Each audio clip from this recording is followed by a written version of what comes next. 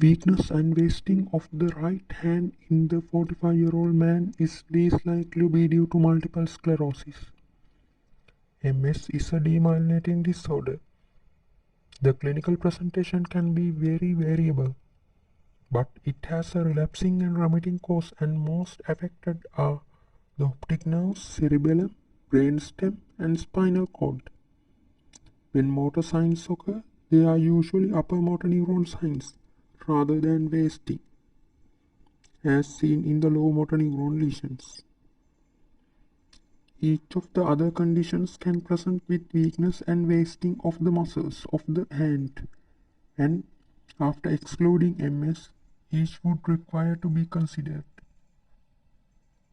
The ulnar nerve can be involved with the injury to right elbow, associated with an increased carotid angle, giving so-called TADI, ulnar nerve palsy, from chronic stretching of the nerve. The ulnar nerve supplies C8 to T1 sensations to the hand and supplies the interossei and hypothenar muscles of the hand and the abductor of thumb. As the condition becomes more advanced, there is weakness and wasting of the small muscles of the hand with an ulnar claw hand. A right upper lobe bronchogenic carcinoma may involve the T1 nerve root and result in weakness and wasting of the small muscles of the hand.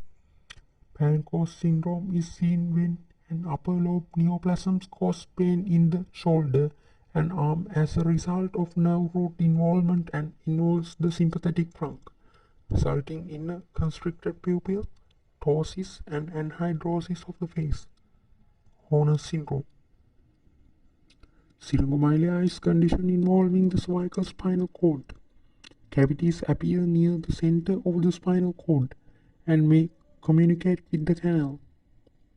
With progressive expansion, with disruption of the spinothalamic neurons, and lateral extensions damage the lateral horns and also compress the motor tracts.